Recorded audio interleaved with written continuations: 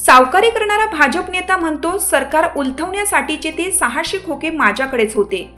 अवैध सावकारांनी अपहरण करणारा रोहित कुंडलवाल हा भाजप नेता पोलिसांच्या कोठडीत। भारतीय जनता पक्षाचा नेता रोहित कुंडलवाल आणि त्याच्या कुटुंबियांवर पोलिसात गुन्हा दाखल आहे। अवैध सावकारी आणि त्यातून घडलेल्या प्रकरणातून धक्कादायक बाबी पुढे येत आहेत, त्यामुळे हे प्रकरण सध्या चर्चेचा विषय बनलाय। खाजगी सावकारी करताना 30 लाखाच्या कर्जाच्या बदल्यात 80 लाखाची वसुली करण्यात आली। त्यानंतर पुन्हा खंडणीसाठी व्यापाऱ्यांचे अपहरण करण्यात आले। त्यामुळे भाजप नेता रोहित कुंडलवाल आणि त्याचे वडील कैलास कुंडलवाल यांच्या विरोधात गुन्हा दाखल करण्यात आला।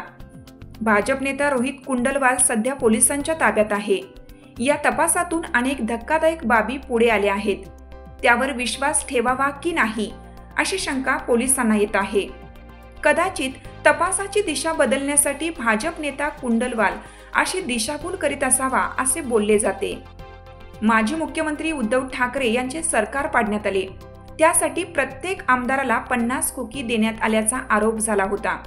या अनुषंगाने रोहित कुंडलवाल यांनी अनेकांकडे ते सरकार पाडण्यासाठीचे ते 600 खोके माझ्याकडेच होते, कंटेनरमध्ये ते घेऊन मी फिरत होतो अशी धक्कादायक माहिती दिली आहे।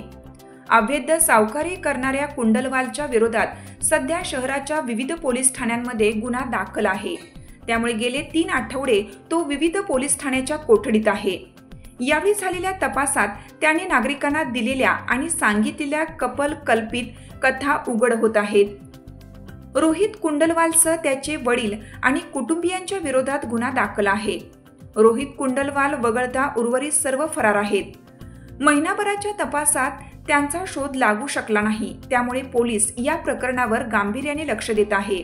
भाजप नेता रोहित कुंडलवाल याचे माजी मुख्यमंत्री एकनाथ शिंदे यासह भाजपच्या विविध नेत्यांच्या समवेत फोटो आहेत। सोशल मीडियावर त्याने ते सातत्याने व्हायरल केले आहेत।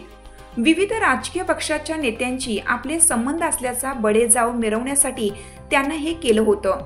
600 खोक्याचा दावाही असाच बनावट असण्याची शक्यता अधिक आहे। लोकमान्य न्यूजसाठी संचालक लक्ष्मीकांत शिंदे, नाशिक।